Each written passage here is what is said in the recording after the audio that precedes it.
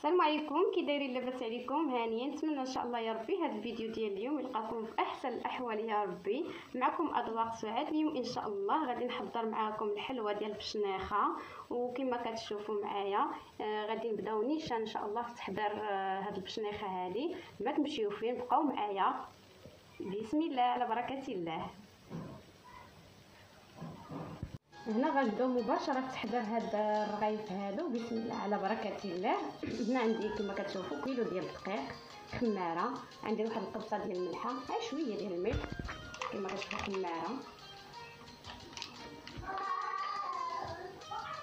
عندي هنايا الزبده، استعملت هنا مانغارينا، وعندي كاس مزهر، عندي الزبده الذوب،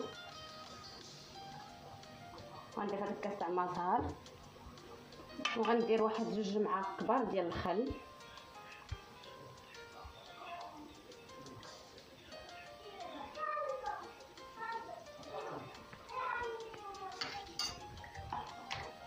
وعندي هنايا الحليب دافي، عندي هنا نص لتر ديال الحليب دافي. وغادي نبداو نخدموا هذه البشنيخه هذه. نتمنى ان شاء الله تتبعوا معايا الفيديو من الاول حتى الاخر، وبسم الله على بركه الله. بالنسبه لهنا انا ذوبت الزبده كما قلت لكم، ديروا مانغارينا، وغادي ضروري كما قلت ضروري كنديروا ديك الحصيره، وغادي ندير الزبده بهذه الطريقه هذه.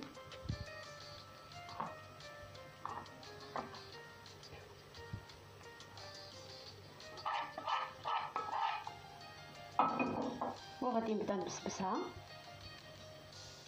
هكا.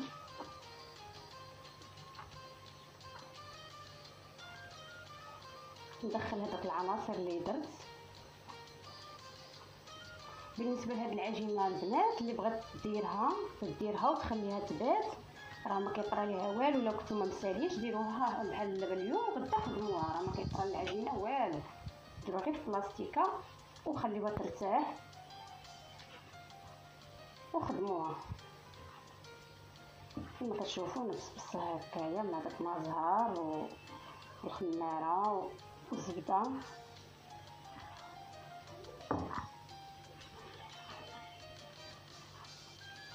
بالنسبه للبنات اللي ما عندهاش باش تعبر كيلو ديال الدقيق، تعبر دير 5 كيسان ديال الدقيق ديال العنبه، تيكون مقياس ديال كيلو صافي. وغادي نجيب دابا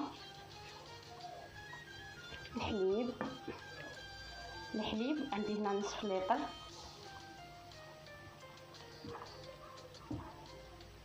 هاد العجينه كتكون ما خفيفه ما قاصحه. بالنسبه للحليب ما كنديرش نصيفو كامل، تبقى عندكم ميزانكم مع العجينه.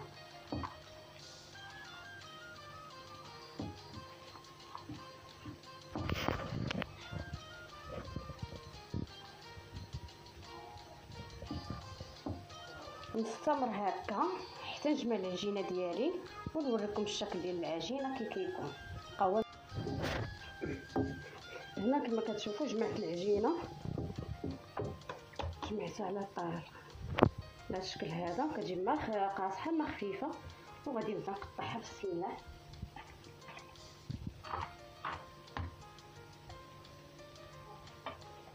نقطعهم كويرات صغيرين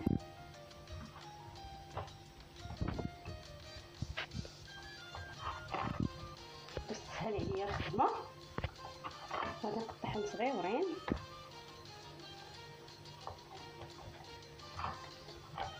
بالنسبه كما قلت لكم اللي بغات تحتفظ بها في الثلاجه راه ما كيوقع ليها والو.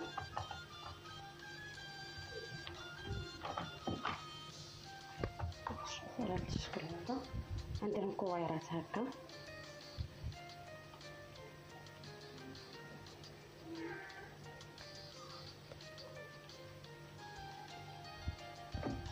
ندير المكويرات ونرجعوا ان شاء الله. هنا من بعد ما درت المكويرات على الشكل هذا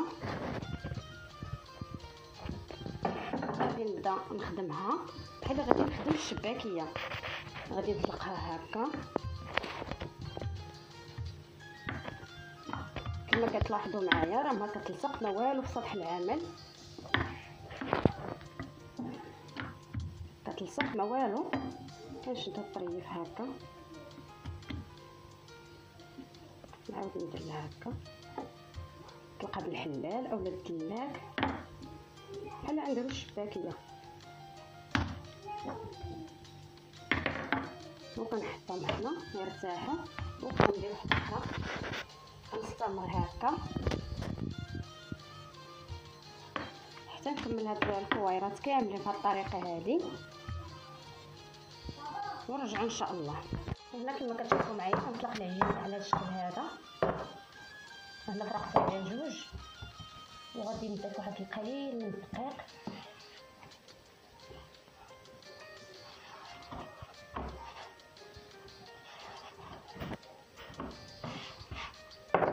وغادي نبدا نطلقها هنا في هاد الوراقه هذه.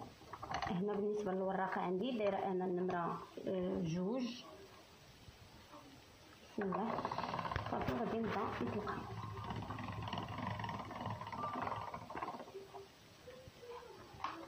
كما كتشوف كتجي على الشكل هذا، وهنا غادي نطلقها في هاد الجنب الشمال.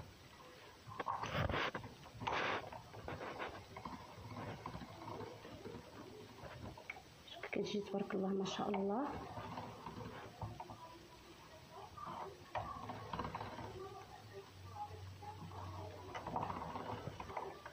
بالنسبه للمبتدئات هذه راه ساهله هاد الطريقه هذه، حتى المقادير ما فيهاش بزاف.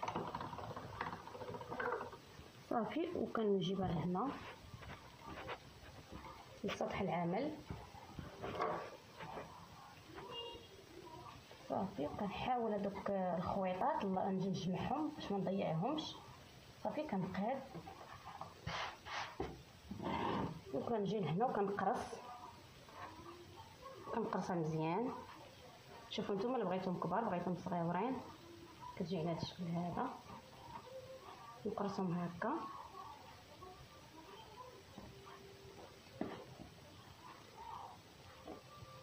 صافي. وبالنسبه لهاد العجينه الجزائيه ديال التشيط كنجمعوها كنديرو في بلاصتيكه وكنخليوها حتى هي الاخرى عاد كنبداو نخدموها. كما كتشوفوا هنا ضروري ما نقرصوها مزيان. صافي وكنجيب موس وكنبدا نقطع. طريقه ساهله. صافي وكندير لها هكا، هي كتجي محلول.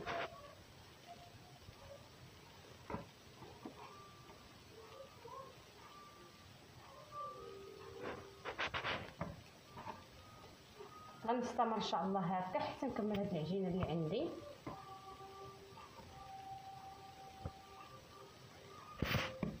ساهله وكتجي هي كتجي محلوله.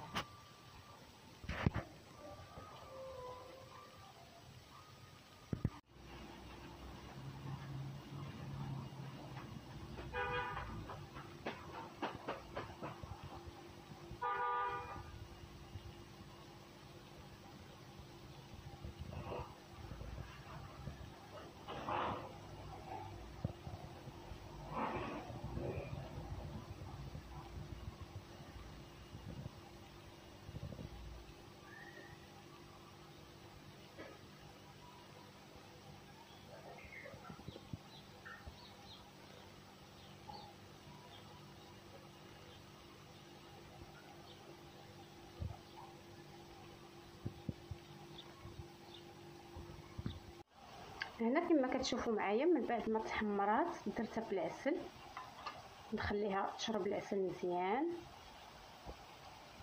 وغنستمر هكا بالقليل حتى نسالي باش نخلي عندي كامل هاد الحليوه هادي ونرجع ان شاء الله. وهذا هو الشكل النهائي ديال البشنيخه اللي حضرت معاكم. كيجي على هذا الشكل هذا. انا زينتها بواحد شويه ديال الجنجلان الابيض. كنتمنى ان شاء الله يا ربي هذا الفيديو ديال اليوم ينال الاعجاب ديالكم. ما تنساونيش بالتعليق ديالكم، تابونوا في قناه اذواق سعاد، بارطاجيو الفيديو مع الاهل والاصدقاء ديالكم. كنشكركم بزاف. وقبل ما نودعكم غادي نقطع معكم شي وحيده كما كتشوفوا راه كتجي رطبه. بسم الله.